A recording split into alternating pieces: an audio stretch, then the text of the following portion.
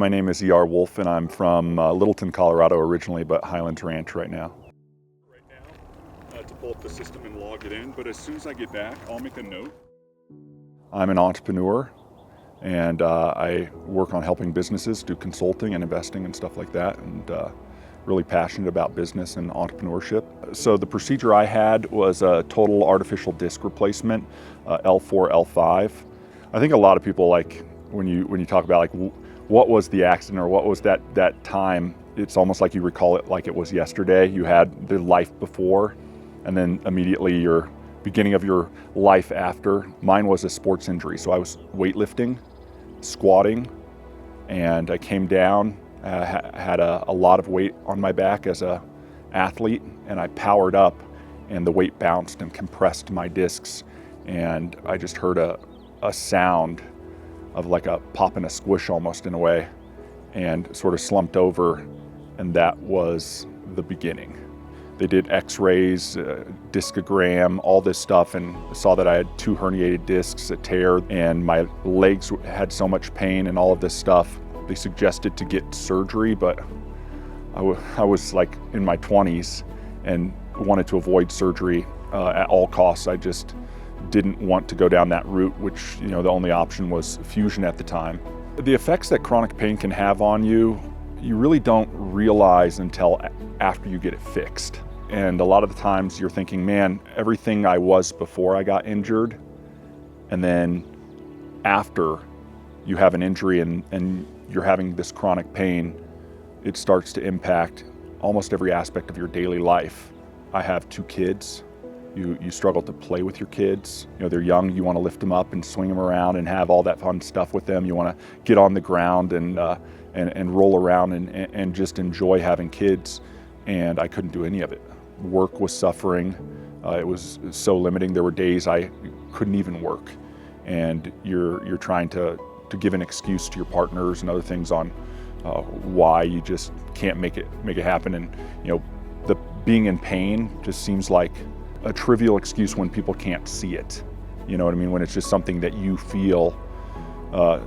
Then the little things. You go to mow the lawn and you bend down under a tree branch to mow the lawn, and you can't walk for 3 days. It's horrible.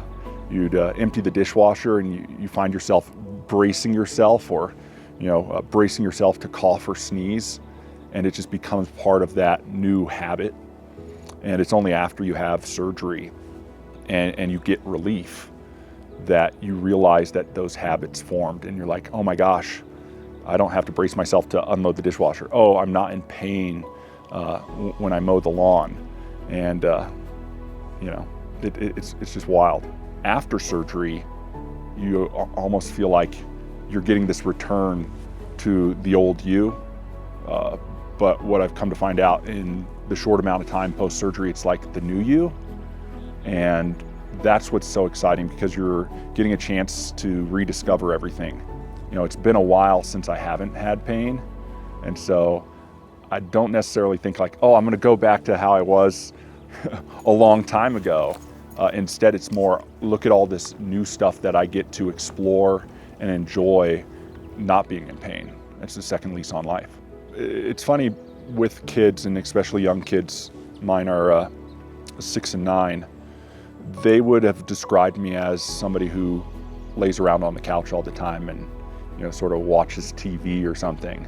They don't realize that it was the pain that was causing a lot of that. And now they're starting to see who I really am, and I'm actually more active and doing things and productive, and I have this morning routine and all these things that they didn't get to see a lot of before. I'd try to do those things, but it was always going to cause pain. So I'd start not doing those things or avoid doing those things. But to do those things now they would describe me differently. One of the hardest things is when you're in chronic pain, you start to develop the same pattern of, pain is coming, or I'm in pain, or I've got a small short window without pain, and you sort of live for those little windows. And I was doing so many different things to try and improve all these different treatments.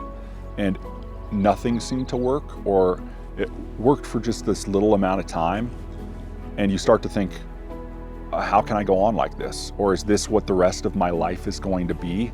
I mean, I'm 40 years old, and now I get to look forward to this for the next 50 years. So when somebody suggested go get a second opinion, and I was open to doing that, I'm just thankful that I was, and that I did, and that I met Dr. Kimball and his team, because if I didn't, I wouldn't be where I'm at. I love the approach that Dr. Kimball and the DISC team took, because they are not the type of team that's gonna blindly throw a solution at you. Like, all right, you know, it's Oprah out there, you get a disc and you get a disc and you get a disc, you know what I mean? They're gonna look at the case that you present and decide what's the best option given their findings. So immediately had new x-rays done, even though I had tons of x-rays. New imaging done, MRI was done. Then Dr. Kimball scheduled a discogram before he even wanted to go down the path. He wanted to understand exactly what was going on and really come up with the best solution for the problem. And I appreciate that. Having somebody come in and take the time to look at your case and listen to what you're dealing with, and then find the right option for you, that was amazing.